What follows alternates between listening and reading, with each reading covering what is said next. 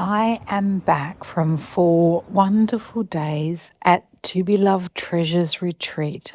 Come along with me to Hervey Bay, wandering along the shoreline to notice the colours, textures and tiny details that can find their way into our stitching. We'll play a fun round of Guess the YouTuber. I'll share what I bought, the beautiful gifts I received, all the highlights of these fabulous few days away with Corrine. The project was a komebukuro, a Japanese rice bag with a coastal scene, and I find making some decisions before we pick up a needle can help us get into that project more confidently. So thinking about what story are we trying to tell? What's happening? What's the mood? Where exactly are we? Are we standing on the beach looking out to sea? Are we out on a boat looking back towards the shore? Or are we under the water? Or are we imagining the view from the ocean floor looking up? My original sketch was from the perspective of standing on the shoreline and looking out across the water. I really wanted my rice bag to document my experience of being in Hervey Bay. So I arrived the afternoon before the retreat and I went out wandering, soaking up the atmosphere and really noticing the colours and the details around me. It's amazing how much you see when you slow down. Firstly, gaze out towards the horizon, appearing as a straight line across the middle of the scene. Look at how the light behaves. The water isn't one flat colour. The water closest to us is pale because it reflects the sky above, while the water further away is deeper and darker as it stretches towards the horizon. And see the headland? How you can't really notice its detail? It appears more as a uniform shape. We notice the colour and here and there just the highest points of the tallest trees. Raise your eyes towards the sky. Like the water, it isn't one wash of blue. It's lightest right down near the horizon, and it gradually becomes richer and deeper overhead. And there are subtle shifts in colour, soft cloud, shadows, brighter patches where the sun catches. And the sky isn't uniform. It changes as we drift our gaze around. The shoreline isn't a perfect line either. It ebbs and flows as the waves wash onto the sand. Notice the frothy white edge where the water meets the shore, and the gentle curves of the beach, the darker patches of wet sand, and the tiny ripples left behind as the tide retreats. When we're creating a slow stitch landscape, we're not trying to copy every single detail. We're trying to capture the feeling of a place. So we can put in a soft curve instead of a ruler straight line, a few lighter fabrics to suggest sea foam, and subtle changes in thread and fabric to hint at light and shadow. It's those small decisions that help our stitch landscape read naturally to the viewer. So when I sat down to paint the background, I could draw on all that inspiration gathered on my nature walk. For me, Hervey Bay was a beautifully subdued palette of soft aquas, misty blue greens and gentle ocean blues, balanced with warm sandy beiges, weathered driftwood greys and creamy whites, here and there a sparkle of white. And every colour seems softened by the winter light. So that's the palette I wanted to capture in my rice bag, the feeling of standing there, breathing in the fresh sea air and looking out across that calm, expansive bay. Hi, this is editing Leanne. It's 11 p.m. at night. I am not joking when I tell you I have literally been editing this video and putting it together all day since about 6 a.m. this morning. Stopped for breakfast, lunch and dinner, and that's it. And you know what? I have 5 minutes of footage put together so far. The glamorous life of a YouTuber.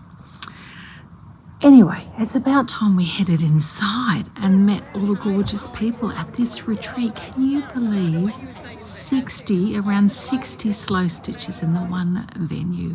It was incredible. Corrine, you're amazing. Wow. And it was a great mix of people too. That we had experienced slow stitches, we had YouTubers, we had people who had never done it before, we had people from the quilting world. It was just an incredible mix of people helping, supporting and enjoying the company of one another. I will admit to constantly being distracted by all the amazing things that everyone was doing. I probably spent more time getting up, walking around and looking at what was going on instead of working on my own work. But I figure when we're home alone we can stitch, but we can't get up and see other people's work or chat to them. So to me it was worth it. Did you know Hervey Bay is the spot to go whale watching from winter on through till about October? The whales didn't know I was coming though, and so I unfortunately didn't spot any. But I did go out and see Nala. Nala is an incredible life-sized humpback whale sculpture honouring a whale who comes back time and time again with her calves to Hervey Bay. Her tail is down the road in another part, and I decided that I couldn't come to Hervey Bay and not stitch Nala's whale tail into my piece. How well do you know the YouTuber's hands? Leave your guesses below.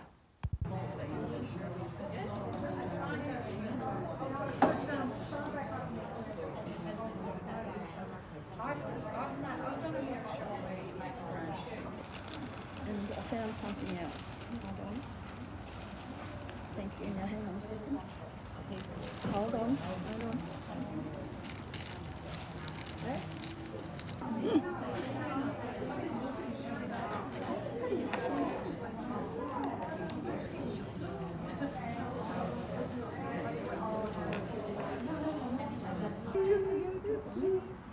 Good job, Pam.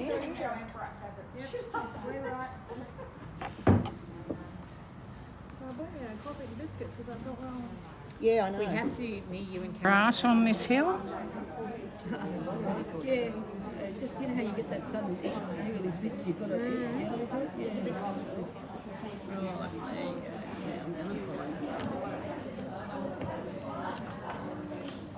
You gotta slip somebody else's hands in there who isn't a YouTuber, so that you can like, who's the fraud?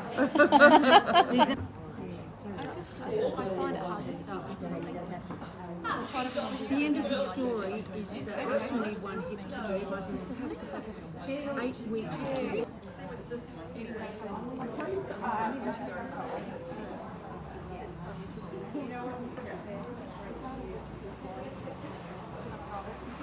And then I had some they had some at Howard Drapery last year.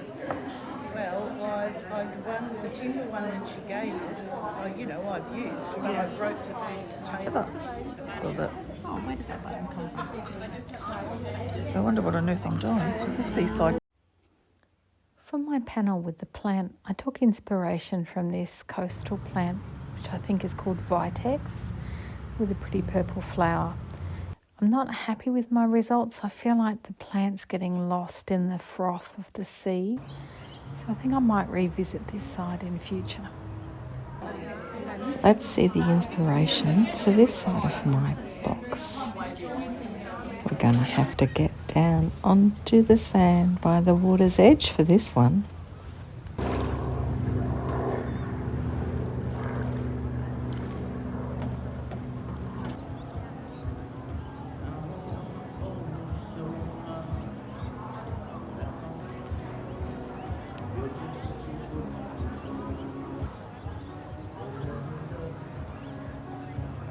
I was intrigued by these pieces. We don't have them in Sydney, and then I realised it must be coral.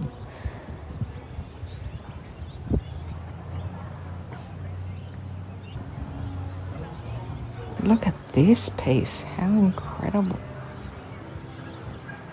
It was quite large, about the size of my foot.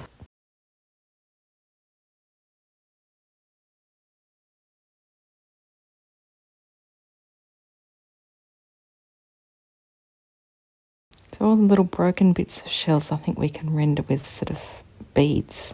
Look at this seaweed.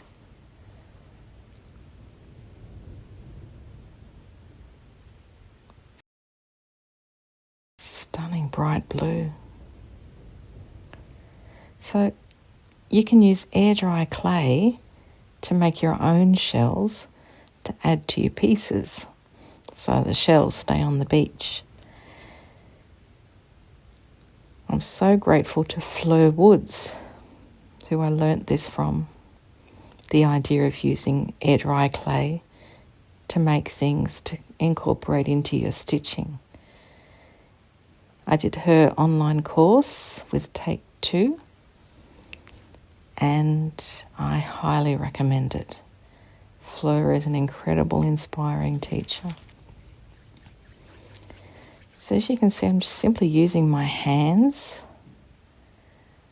to shape the clay. You need to work quite quickly with air dry clay because it starts to dry out and get cracks and crumble. It's a lot of fun.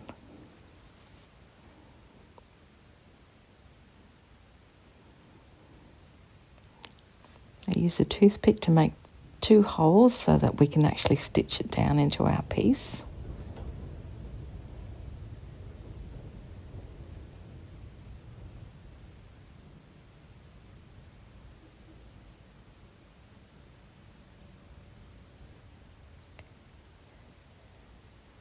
And this one is one of the easiest ones to make. So you make a thick sausage and then push something down into it and shape around to make this sort of opening part of the shell. And then at that top part there, let's get twisty. Just twist, twist, twist, twist, twist. Don't twist too hard and break it off, but you do want some of that lovely rough texture in your twist.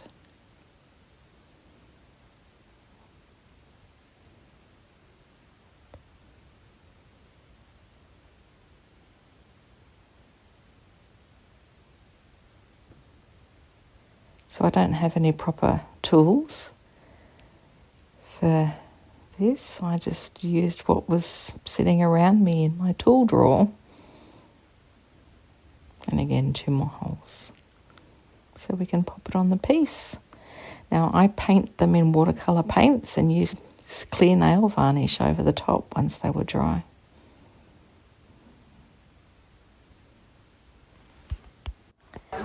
Time for the fish show. Look at all these fabulous fishies. Some of them had already swum away by the time I filmed. I found on the sharing table somebody's scarf, and it had flowers on it, which to me looked like lovely flowy fins. So I took a snip of that and a piece of tweed that looked like fish scales. I had the idea of making a fish that my daughter had many years ago, a Betta fish, or a Siamese fighting fish. He was spectacular and blue, and so was this scarf. And it was State of Origin night, where blues were surely going to win. So I turned that flower scarf into the Betta fish.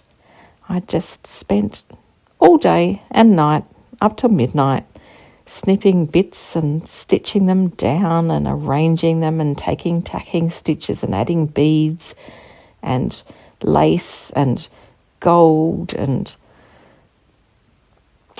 we have Fabio. He's definitely Fabio. He's the most fabulous fish in the world. With those long flowing locks. So, enough about the making of Fabio. Let's get back to the fish show and look at all these other fabulous fishies.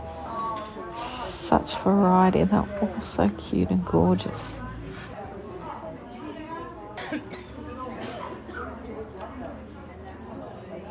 Jean Ann's incredible pufferfish. This is exactly like the photo she took in the aquarium.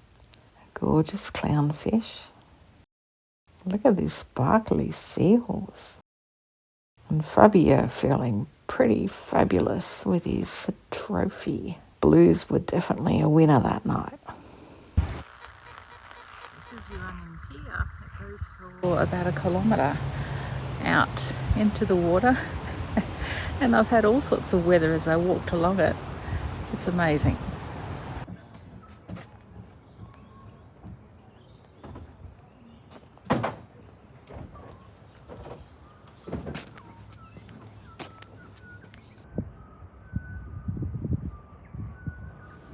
The wild wind stole my audio on this one, but I was saying this forecast was 0% chance of rain, but without rain you can't get rainbows.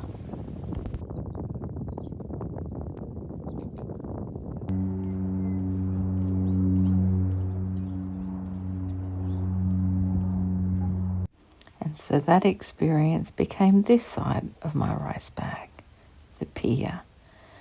I wonder if I should put a rainbow at the end. It's paint and fabric and stitch. I do think that the post at the front of the pier needs a bird on it. So let's look at all the contenders that I met.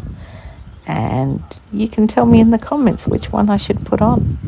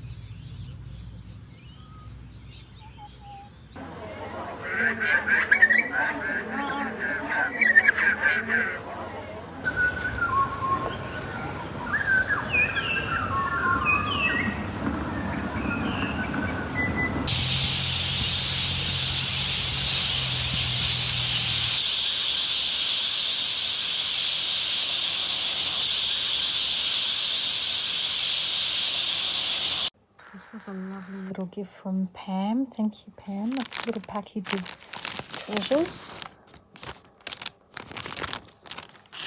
It's got some sweet mix of buttons there.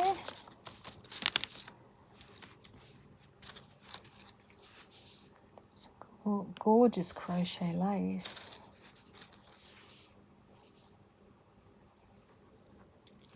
Some nice threads.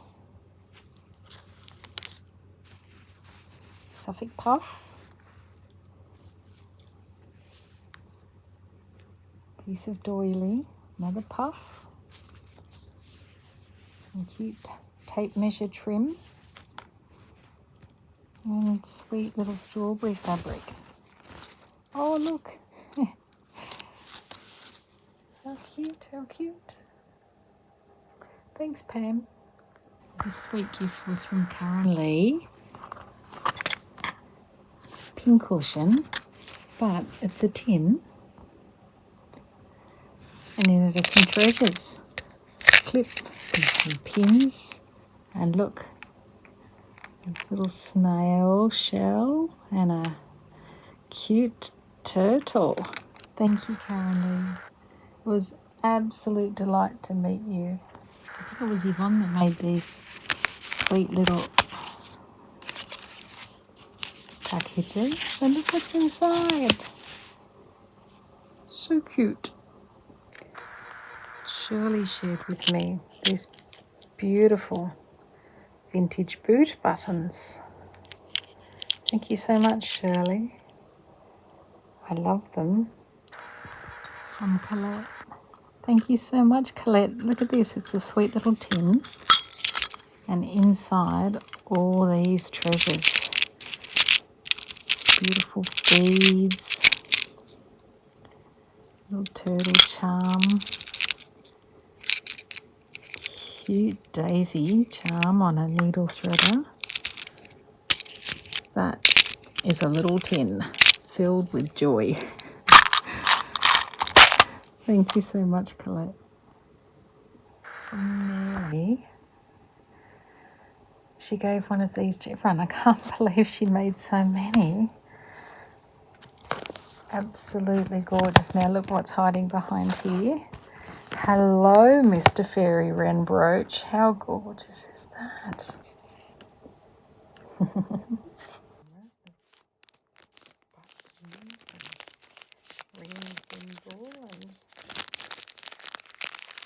The sweetest little pin cushion. Beautiful.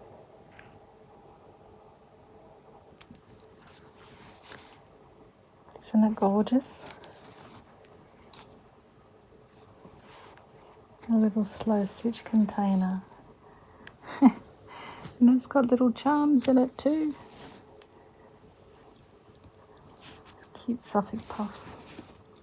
So lovely. Thank you, Mary. I've already been wearing Mr. Fairy Wren. I love him. It's a lovely gift and came in very handy at the retreat. Joyce made little mug rugs. So it was wonderful to have to put my drink on, put my coffee on, my tea when I was at the retreat. Thank you, Joyce. It's lovely. This lovely gift was from Chris. She does the most beautiful, delicate embroidery. What an absolute treasure. So pretty. That is definitely going to find its way onto my little project bags. So gorgeous. Thank you, Chris. I love it. Now, not all gifts were physical. Some of them were just the joy of being surrounded by kindred spirits and sharing knowledge and information. Karen helped me immensely with this pain relief roll-on, which you can actually buy at Woolworths, it turns out. She bought it in Tasmania. I've been struggling with a lot of pain down my stitching finger and into my hand, and this gave me a lot of relief. We're headed off to Adelaide soon, and Jean Ann gave me some fabulous tips of wonderful places that I would enjoy. Nifty folding lamp that's a travel lamp, so it's rechargeable and it's really compact. Eastwood Quilters have a show coming up, and apparently it's really good to go to, so that was wonderful to hear as well. I think that was Vicky that told me about that. Thanks, Vicky. Wow, if we're going to see what I bought, you'd better go and grab a nice cup of something and settle in.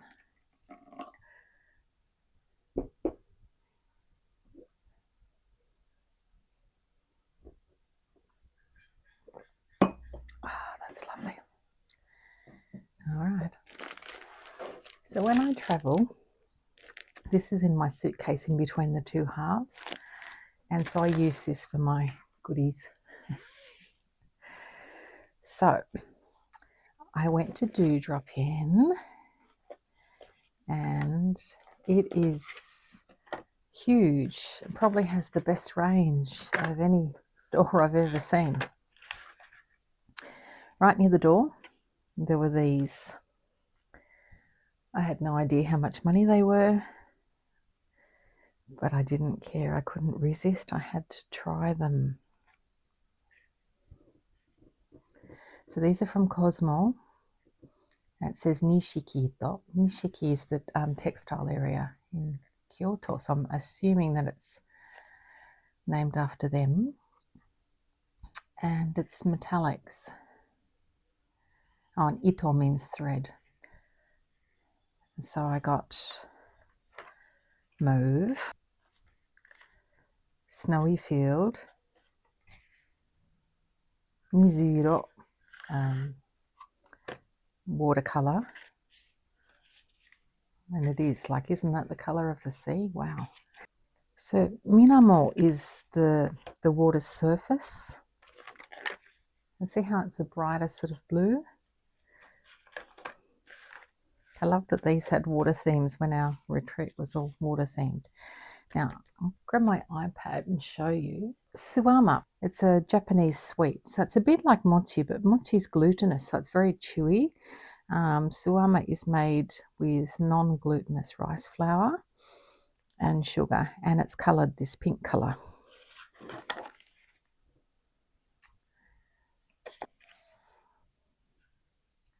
Benisuisho is rose quartz. Sunago is gilding. Let me show you. So it's when you take gold or silver leaf, ground it down to fine powder, and so you'll often find this in Japanese artworks, this fine glittery. Got it there all through the paper. So I'm really looking forward to using those to embellish some of my embroideries, add a little sparkle. While we're on the Japanese theme, they had beautiful yarn dyed cottons. I love these, and they're usually what I buy when I go to Japan, and I didn't need to go to Japan. I could just go to Hervey Bay. So they'll get put straight on comic book board like that.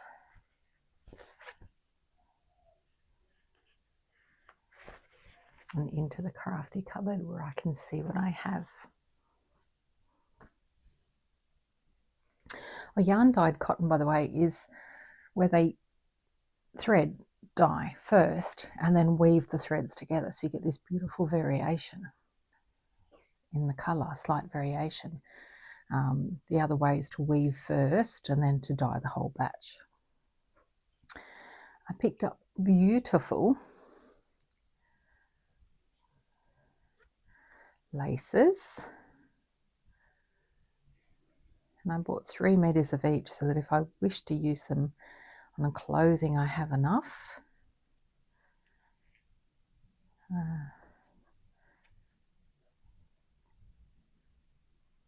And some embroidery anglaise, which I definitely intend to use on clothing. So my laces and trims I keep this way. Oh, and special buttons are along cards so I can see them easily. And this is courtesy of the sewing basket. So just wrapping them around board, and they can store up this way like files.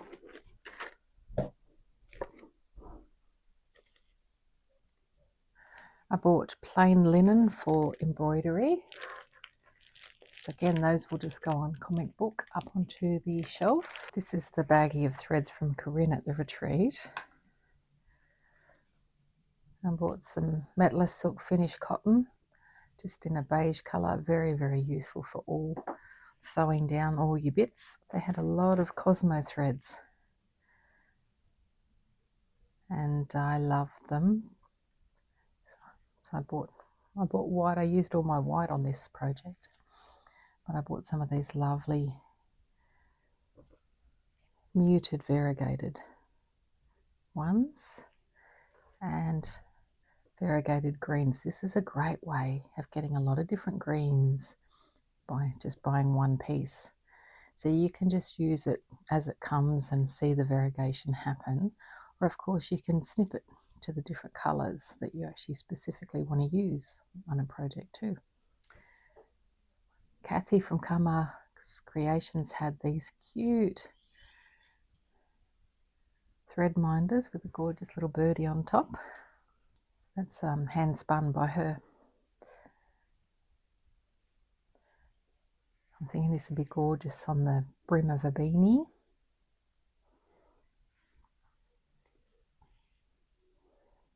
This one's got a lovely little bit of metallic through it.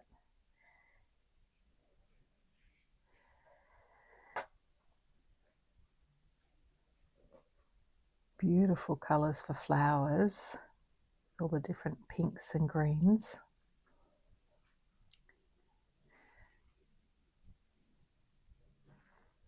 So I look forward to finding projects for those. I keep those in a jar. My friend had gifted me volume 1 of these, so when I saw volume 2 in the store, I had to buy. so I can expand my grandma's garden hexagons. Dewdrop in is fabulous because it puts packs of fabrics together like this. I think I could have bought one of every one that they had. So I keep my smaller pieces, my fat eighths and fat quarters, in containers like this on the shelf. So you can just see at a glance what you have. I usually try and keep it colour coordinated and try and keep the similar sort of ranges together so that I can find them more easily. So they'll all be grouped together and put in there. I find stocking the cupboard and organising it just as much fun as creating itself. Thought this was fabulous, all the French writing all over it. So sweet. J'adore mon amour, amour de ma vie. J'adore tes yeux, mon petit. Oh, I can't read that one. Oh, probably amour again. So that'll find its way on many projects, I'm sure. And finally at Dewdrop In they had slow stitch packs.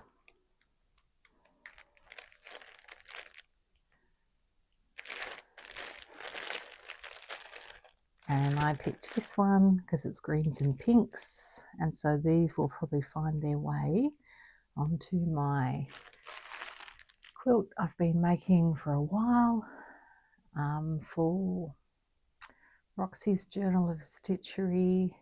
Gosh, what volume was it, girls? The gathered things, all the treasures put together. Anyway, that one, it'll get some more love soon. Marianne had packs of Chanel tweed. So pretty. I bought a lace scrappy pack from Sarah because hello lace.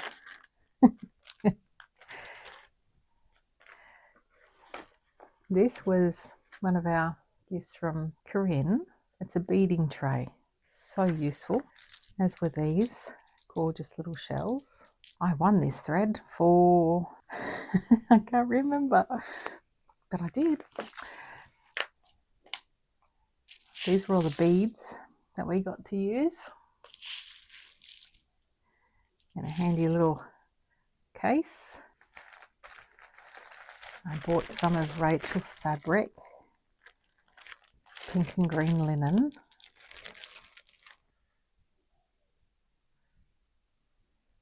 So beautiful, so pretty.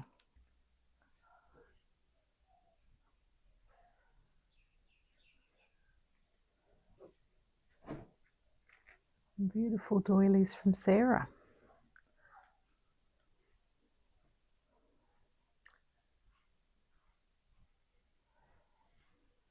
This might be my favourite one.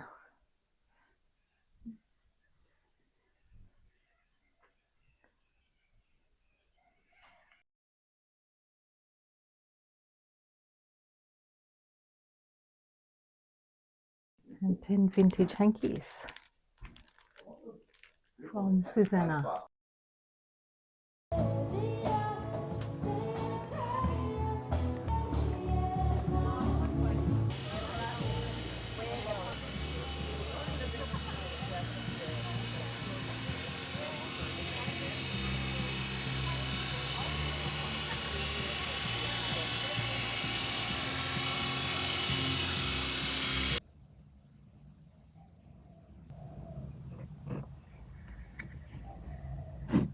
Oh,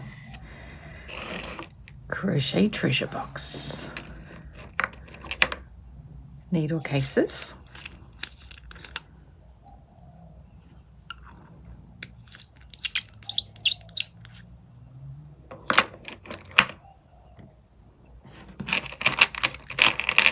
The interchangeable hooks. The crochet hook.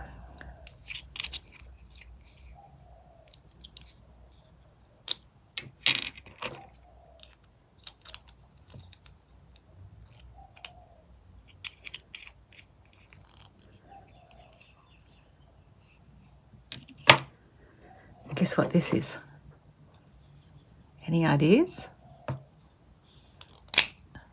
Ta-da! Scissors.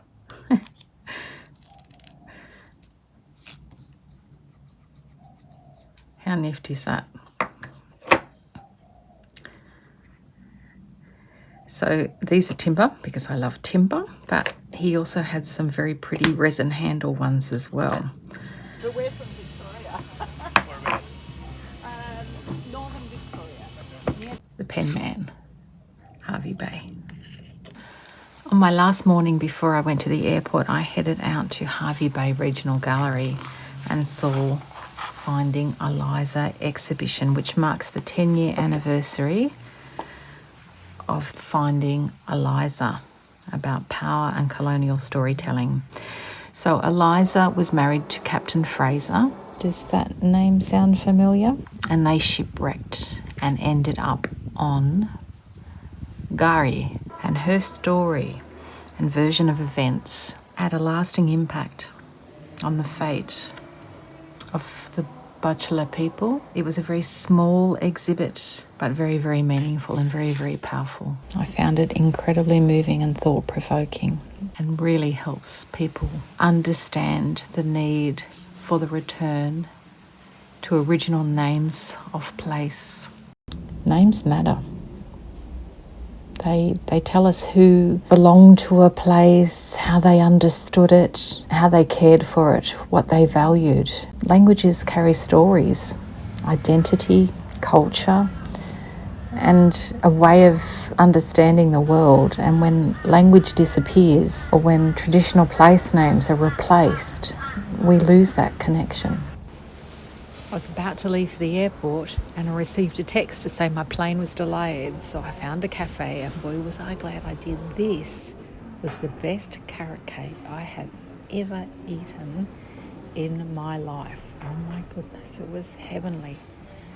It was at Cake Bake Brew in Pier, and highly recommend if you're nearby, go get it. As was this retreat. Corrine, can't thank you enough. You are the treasure that we all love, and 1,000 thank yous to you and everyone who attended. It was awesome.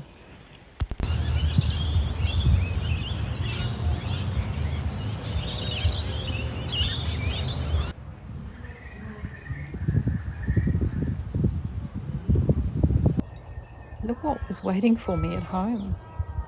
So beautiful, and the fragrance. Oh, I love this.